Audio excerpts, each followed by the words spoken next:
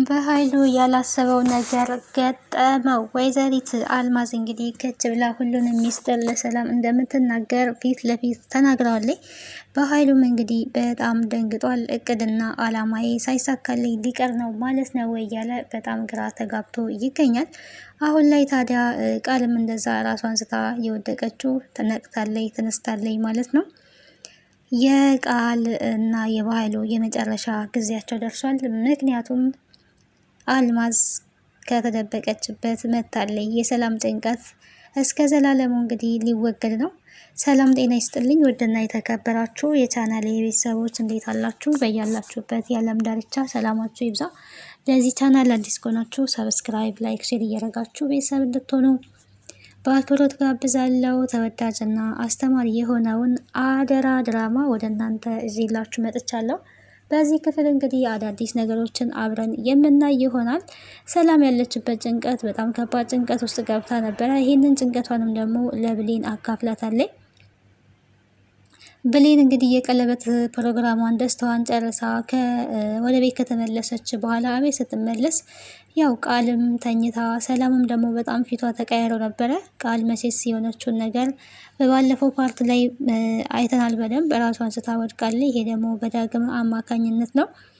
እናትየዋ እስከምታለቅስ ድረስ እናቶቹ ሁለቱ እንግዲህ በቃል ምክንያት ለመጣላት ላይ ነበሩ። ምክንያቱም ልጄን አንቀሽ የገደልሻት አንቺ ነሽ፣ ወርውረሻት ነው እንደዚህ ሆና የቀረችው፣ አንቺ ስለተቆጣሻት ነው፣ ስለጮሽባት ነው በማለት እንግዲህ ሰላምም በጣም ከሀረጋ ጭቅጭቅ ውስጥ ገብታ ነበረ። ሀረግም ልጄ ለኔ ያርገው እያለች እያለቀሰ ነበረ። በጣም ነበር ስታለቅስ የነበረው። ማንን እቆጣለሁ ማላይ ጮሃለሁ እያለች በብዙ ነገር እንግዲህ ሀረግ ስታለቅስ ነበር። የጥፋተኝነት ስሜት ተሰምቷን ነበረ። ልጄ ላይ ጮኬባን ነው እያለች እሷ የወደቀችበት በእርግጥ እናትየዋ ስለተናገረቻት አይደለም። መጀመሪያውኑ ስትመጣ ልቧን ይዛ ነው እንግዲህ ወደ ቤት ስትገባ የነበረው። እያልጠበቀችው ነገር ወሬ ለማቃጠል ሄዳ ግን ተሰልባ ነው የተመለሰችው። ተንቃና ተንቋሻን የተመለሰችው። ያ ደግሞ በጣም ልቧን ሰብሯታል፣ ውስጧን በጣም አሳምሟታል። በዛ አማካኝነት እንግዲህ ራሷን ስታ የወደቀችው እናቴ ይቅርታ፣ እናቴ ይቅርታ እያለች ነው። እናትየዋ ደግሞ እየዞረች ነው የመጣሽው፣ ዛሬም ትዞሪያለሽ አንቺ ልጅ አርፈሽ አትቀመጪም፣ አሁንማ ጭራሽ ተመቸሽ ምን አለብሽ እያለ እንግዲህ እናት እንደ እናትነቷ እየተቆጣች ነበረ። እናቶች እንግዲህ ብዙውን ጊዜ ልጆቻቸውን ለመጉዳት ወይ ደግሞ ልጆቻቸውን ለማስቀየም ፈልገው አይደለም፣ ግን ልጆቻቸው መስመር ይዘውላቸው እንዲያድጉ ስለሚፈልጉ በዛ አማካኝነት የሁሉም እናት ይቆጣል፣ ግዴታ ነው። ይሄ ልጆች ደግሞ ጥሩ መስመር ይዘው እንዲያድጉ የወላጅነት ኃላፊ ነው። ልጅ አስተዳደጉን ነው የሚመስለው ይባላል እና ለቀቅ ተደርጎ የሚያደግ ከሆነ ልጁ ጸባዩ በጣም ልጆቻችን ወይ ደግሞ በቃ መጥፎ የሆነ ባህሪ እንዲኖራቸው ይሆናሉና ማላይ ጮሃለሁ እያለች በጣም ነበር ስትጨነቅ የነበረው። የሞተች ነበር የመሰላት፣ ግን በስተመጨረሻም እናቴ ብላ ነቅታለች ማለት ነው። ፌንት ሰርታ ነበረ። ሰላምም እንደው ማላይ ጮሃለሁ፣ ለካ ሰው ከሌለ ለካ ጩኸትም የሚጮህበት ሰው ቢናፍቃልና ሰው ነው በቃ ከነ ክፋቱም ግን ይኑር። እውነት ለመናገር ከነ ክፋቱም ይኑር፣ አንድ ቀን ይጠቅማልና በጣም ነበረ የተጨነቁት። በስተመጨረሻ እንግዲህ ነቅታላቸዋለች። በጣምም ደስ ብሏቸዋል ማለት ነው ሁለቱም፣ እሷ ስለነቃችላቸው። ሁለት እናቶች እየለቀሱ ስለነበር ማለት ነው። በኃይሉ እንግዲህ በጣም አስደንጋጭ የሆነው ነገር የአልማዝ መምጣት ነው። አልማዝ ምንም ሳትፈራ ከች ብላለታለች። በኃይሉ ያልጠበቀው ያላሰበው ነገር ነው። መጀመሪያ ላይ ግን ፈልገው አተዋት ነበረ። እሷ ግን ቀጥታ ነው የመጣችው። ምን ትሰሪያለሽ እዚህ ከተማ? ምን ልታደርጊ እዚህ መጣሽ? ምን ትሰሪያለሽ? እዚህ እንዳትገኝ ብዬሽ አልነበረም ወይ? የሰጠውሽ ገንዘብ እኮ እዚህ እንድትገኝ አይደለም። ምን ታደርጊያለሽ እያለ እየጮህባት ነበረ። ገንዘብ ብትሰጠኝስ? ያንተ ገንዘብ ምን ይሰራልኛል? እኔ እስከ መቼ እንደዚህ በሰቀቀን እኖራለሁ? ሰላም አየችኝ ያላየችኝ እያልኩኝ እንደውም እውነቱን ተናግሬ ይለይለት እያለች ነው።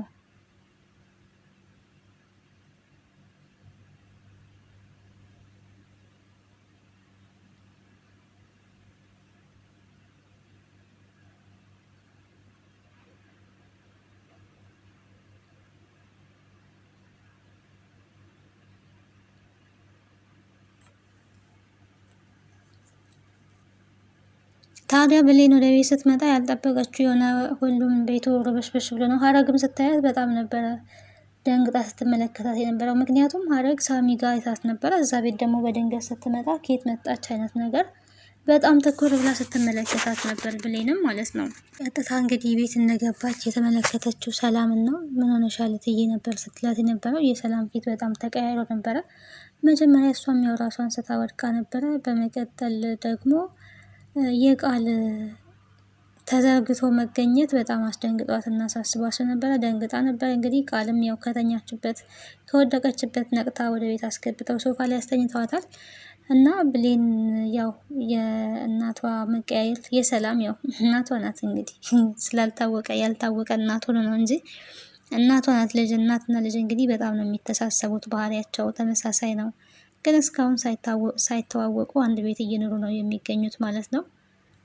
መጨረሻ ላይ ግን ሰላም በጣም እንደምትጸጸት ነው። እንዴት እስካሁን ልጄን አላወቅኩኝም ማለቷ አይቀርም አንድ ቤት እየሆኑ። ዳግም ከሸኛት በኋላ ሰላም እኮ ተሽሎታል እያለች እየጠየቀች ነበረ። ለምን ገብታ አታየትም ብላው ነበረ እና እሱ አይ ሰላም እኮ በጣም ትገርማለች፣ ባህሪዋ እኮ ልክ እንዳንቺ ነው፣ አንቺም እንደሷ ተመሳሳይ የሆነ ባህሪ ነው ያላችሁ ሁለታችሁም፣ አሁን አልገባም የዋ ልብ ነው ያላት ብሏት እንግዲህ ሸኝቷት ሄዷል። በዚህ መሀል ላይ ግን የዳግም ጓደኛ እንግዲህ የዳግም ደም ፈሶ መቅረት የለበትም መመለስ አለብን ደማችን ብሏል። እንግዲህ ጓደኛ የተመቶ ሳሚን ልንለቀው አይገባም በማለት ከጓደኞቹ ጋር ተመካክሯል። ይህን ደግሞ ለማድረግ ስልክ የተቀበለው የብሌንን ስልክ ተቀብሎ የሳሚን ስልክ ወስዷል ማለት ነው። ሳሚ ጋር ሊገጥሙ ነው እንግዲህ የዳግም ጓደኞች። በዚህ ታዲያ ምን ሊያደርግ እያሰበ ነው ይሄ ልጅ? በእኔ ስልክ ደውል ስለው በብሌን ስልክ ለምን መደወል ፈለገ? የሆነ ነገር አስቧል ማለት ነው እያለ ነበር። እውነትም አስቧል። ዳግም ጠርጥሮታል። ብሌን ግን ያው ግራ ተጋብታለች። በአንቺ ስልክ ነው መደወል የምፈልገው ስላላት ግን ስልኳን ሰጥታው ደውሏል ማለት ነው። ጓደኞቹ ሰብስበው እንግዲህ ሳሚን ለማግኘት ነው። ይሄንን ጠርጥሮ ዳግምም ብሌን ምንም የደውለው ስልክ የለም፣ ስልኩን ግን ለምን ነበር ወስዶ ረዥም ሰዓት የቆየው እያለች ስትጠይቅ ነበረ። ግን ስልክ ነው ከላይ ሴቭ ያደረገው ማለት ነው። ሰው ግን በሲስተም ነው ስልክ ቁጥር ከሰው ላይ የሚወስደው። በጣም ይገርማል። በእንደዚህም ለካ ስልክ ልደውል ተብለው ቁጥር ይወሰዳል ማለት ነው። ሰው በቃ ሄዷል። ቁጥር አቀባበል አዲስ ስታይል ነው ይሄ በነገራችን ላይ እና ሳታስበው እሱ አሁን ዳግምም ሳያስበው ወንጀል ሊሰራ ነው ማለት ነው።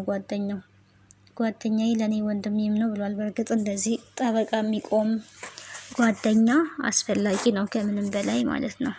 እንደዚህ አይነት ሰው በጣም ነው የሚያስፈልገው። ሰላም ታዲያ ምንም አልሆንኩኝም አሁን ደህና ነኝ፣ ዝም ብዬ ደብረውኝ ነው ያለችው። ድብርት ከሆነማ አሁን በቃ ቡናሽን ብጠጣ አሁን ነቃ ላለው እንደውም ይሻለኛል፣ ያንቺን ቆንጆ ቡና ብላ እንግዲህ ቡና ከለቀቀሽ በቡና ችግር የለውም ነው ያለቻት። ግን ቃልንም ስታያት ምን ሆነሽ ነው ብላ ጠይቃል ነበር። አሁን ነው ወይ የምትጠይቅኝ? ቃል እንግዲህ አመሏ የውሻ ነው። እንደዚህ ተይዛም እኮ አታርፍም ማለት ነው። አንዳንድ ሰው ባህሪው ግን በጣም ነው የሚገርመው። ታሞም ዝም አይልም፣ ምላሱ አይደክምም ማለት ነው። ይለፈልፋል ዝም ብሎ በውስጡ ያለው ምላስ።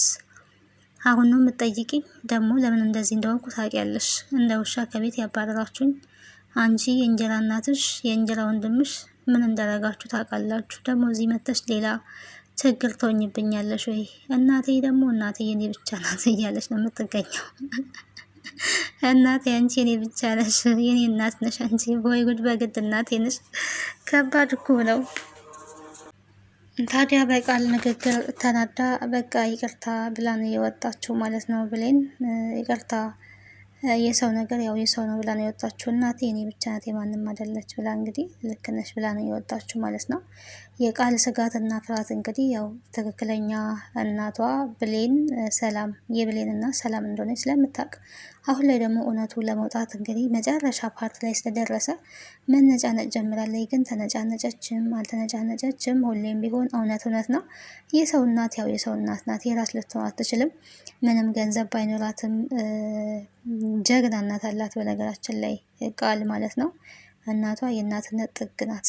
ዋጋ ከፍላ ያሳደገቻት እናት ናትና ለዚህ ለእናት ክብር ነው የሚገባው እንጂ ክደት አይገባትም። እናት ከገንዘብም ትበልጣለች፣ ከሁሉም ነገር ትበልጣለች። እዚህ ጋር ትልቅ ስህተትን ሰርታለች ማለት ነው። ያኔ እንደዛ ስትጮህባት ስትቆጣት የነበረችው በድንገት ራሷን ስታ በወደቀኝ ሰዓት ላይ ግን በጣም ነው ያዘነችው። የእናትነት ፍቅር እንግዲህ እስከዚህ ደረጃ ድረስ ነው። ከዚህ በኋላ አልጮህብሽም፣ ለምን ጮህኩብሽ ሁላ እያለች ስትጸጸት ነበረ። ግን የእሷ መጮህ እውነትን ለማውጣትና ልጇ መስመር ይዛ እንድታድግ ፍለጋ እንጂ ልጇን ጠልታ አልነበረም። እሷ ግን በእርግጥ ቃል ይሄ የእናትነት ስሜቱ አሁን ሊገባት አይችልም። ያው የሆነ ሰዓት ላይ ይገባታል ማለት ነው። እንደዛ የተናገረችበት የራሷ ምክንያት ስላላት ነው። ልጇ ስርዓት ይዛ እንድታድግላት ስርዓት ያላት እንድትሆን ነው። ልጅቷ ደግሞ በተቃራኒ እናቷን ግጥም አድርጋ ክዳለይ፣ ታማሚ ነኝ ብላለይ። ይህን ሁሉ ነው ያለችውና ሰላም እንግዲህ በጣም ሀሳብና ጭንቀት ውስጥ ነበረ። ብሌንም ቀለበቷን እንዲች እያየች በረንዳ ላይ ተቀምጣ ነበረ። ያንን እያየች እንደዛ በተቀመጠችበት ሰዓት ላይ ሰላም እንግዲህ ከቤት ወጥታለች እና በረንዳ ላይ ቀለበቷን ስታይ ማነው ያደረገልሽ? በጣም የሚያምር ቀለበት ነው፣ እንኳን ደስ ያለሽ ብላት እንግዲህ በጣም ደስ ብሏት፣ እንደዚሁም ደግሞ ዳግም ቃል የታመመችበትን ምክንያት አረጋግጣለች ማለት ነው። ቃል የታመመችበትን ምክንያት አውቃለች። ከቃል ለዚህ ነው የተናደደችው፣ ለዚህ ነው አሁን ገና ገባኝ። ግን እሷ ታዝናለች ተብሎ የአንቺ ደስታ መቅረት የለበትም። ለአንድ ሰው ደስታ ተብሎ ሌላው ደስታ መጨለም የለበትም ብላ ለአንቺ ደስ ብሎኛል ብላ እንግዲህ ደስታዋን ገልጣላታለች። የሆነ የጨነቀች ነገር ትመስያለሽ፣ ምን ሆነሽ ነው ትዬ ብላታለች። ያው በጣም ጨንቆኛል፣ በጣም ጨንቆኛል፣ ምን እንደማደርግ ራሱ ግራ ገብቶኛል ብላ እንግዲህ ለብሌን ስትነግራት ነበረ።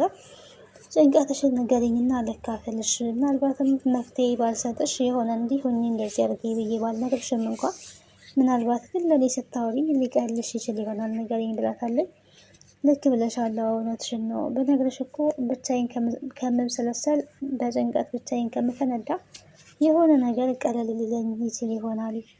ራሴን ለፖሊስ መስጠት አስቤያለሁ፣ እጄን ለፖሊስ ለመስጠት አስቤያለሁኝ፣ እኔ ነፍሰ ገዳይ ነኝ ብላ እንግዲህ ያው ነግራታለች ማለት ነው። አይ አንቺ ነፍሰ ገዳይ አይደለሽም፣ ይሄ የተፈጠረው አደጋ ነው፣ ደግሞ ይሄን ለማድረግ አትቸኩይ በጭራሽ ብላ ነው የመከረቻት። አይ እኔ ህሊናዬ እየወቀሰኝ ነው፣ በጣም እየተጸጸትኩኝ ነው፣ በኃይሉ ደግሞ እያስፈራራኝ ነው። ከዚህ በፊትም 300,000 ብር አንቺ ብሎ አለበለዚያ ግን ለፖሊስ አሳልፌ እሰጥሻለሁ እያለ እያስፈራራኝ ነው። ለእሱ ምንም አይነት ገንዘብ አልሰጥም፣ ህሊናዬም እረፍት አጥቷል። ራሴን ለፖሊስ ብሰጥና የአልማዝ ነፍስ በሰላም ብታርፍ፣ ማረፊያ ያጣችው ነፍስ በሰላም ብታርፍ ይሻላል ብላ እንግዲህ ይህንን ውሳኔ ለብሌን ነግራታለች። እና የበኃይሉ በገንዘብ ማስፈራራት ለብሌን የሆነ ፍንጭ ገልጦላታል ማለት ነው። ይሄማ እንዴት ሊሆን ይችላል? የሆነ ያልገባን ነገር አለ ማለት ነው። እንደዚህ ከሆነ የሆነ ነገርማ አለ። አንቺን በገንዘብ የሚያስፈራራሽ ከሆነ የሆነ እቅድ አለው ማለት ነው። እሱ እኮ አንቺን አስፈራራ ማለት እሱም ነበረ በቦታው። ስለዚህ ይፈራል።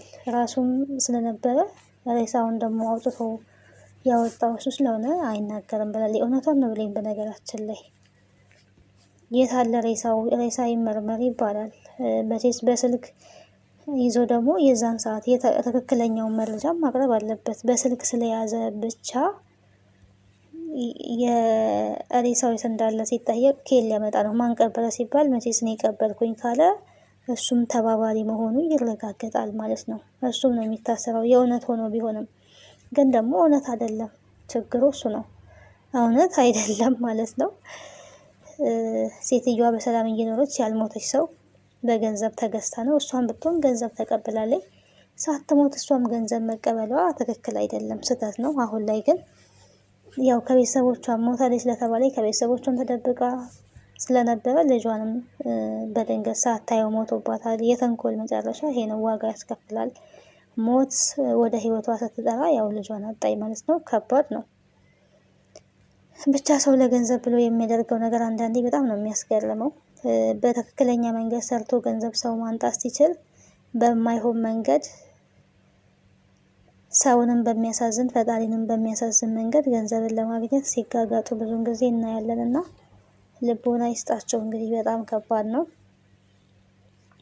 አንቺ መሞት አለብሽ፣ ብትሞቺ ደግሞ ለእኔ ጥሩ ገንዘብ ታመጭልኛለች፣ ሳትሞቺ እንኳን ሰላምን እያስፈራራው ብዙ ጥቅም እየተጠቀምኩኝ ነው፣ ከሞትሽ ደግሞ የበለጠ ጥሩ ጥቅምን እጠቀማለሁ እያለ ይገኛል እንግዲህ በኃይሉ ማለት ነው። ስለዚህ አንቺ የሞትሽ ሰው ነሽ፣ አሁን ደግሞ እኔ እገልሻለሁ። የእውነት ብገልሽስ? የእውነት ይገላታል? ቀጥታ ግን መሄድ የነበረባት አስቀድማ ራሱ እሷም ያው ገንዘብ ስለምትፈልግ ነው በኃይሉ ጋር ሄደችው። ሰላም ጋር ነበር መሄድ የነበረባት። ከዛ የሰላም ጭንቀት ለዘላለሙ ይወገድ ነበረ። አሁንም ቢሆን የሆነ መፍትሄ እንደሚኖር ተስፋ እናደርጋለን። እንግዲህ እነግራታለሁ ሁሌ ከሰላምም የተደባበቅኩኝ ድብብቆሽ መጫወት የለብኝም ያለችው። ብሌን ግን እቺ እናት ሞታ ከሆነች ሴት ቤተሰቦቿ እስካሁን እንዴት ዝም አሉ ከሞተች የሚል ጥያቄ ጠይቃለች። እስካሁን እኮ ቤተሰብ የጠየቀ የለም እና የሞተች ሰው እንዴት ዝም ተብሎ ዝም ይባላል? ሊጠየቅ እኮ ይችላል። የሆነ ነገር አለ። ምናልባትም አንቺን እያሰራራ ገንዘብ የሚቀበልበት፣ ከዚህም ደግሞ ብቻውን ነው ያወጣው። እውነት ባይሆንስ ነው ያለችው። ሬሳ እኮ አይቻለሁ ነው ያለችው። ያው እንድታምን አድርገው ጥሩ አድርገው ድራማ ሰርተውባታል። ለዚህ ነው ማለት ነው። ሰላም የዋህ ናት። እንግዲህ የዋህነት በጣም ዋጋ እያስከፈለ መጥቷል። በተለይ በአሁን ሰዓት ላይ ከምንም በላይ የዋህነት ሰው መልካም በማድረጉ በጣም ይጎዳል። ግን ደግሞ መልካሞች ሁሌም ቢሆን አሸናፊዎች ናቸው።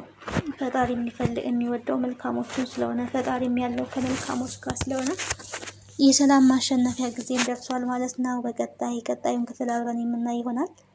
ስለነበረን ቆይታ አመሰግናለሁ። ቤተሰብ ያልሆናችሁ ቤተሰብ ሁኑ። ሀሳብና አስተያየታችሁን በኮሜንት አስቀምጡልኝ። ከዚህ ድራማ ምን ተማራችሁ? ካደራ ድራማ እንግዲህ አስተማሪና ተወዳጅ ድራማ ነው። ብዙ ነገር እንዳተረፋችሁበት ተስፋ እናደርጋለን። አሁን ላይ እውነቱ እየተጋለጠ ነው ማለት ነው። ውሸታሞች እንግዲህ ዳወን የሰላምና የብሌን እናትና ልጅ የሚሆኑበት ጊዜም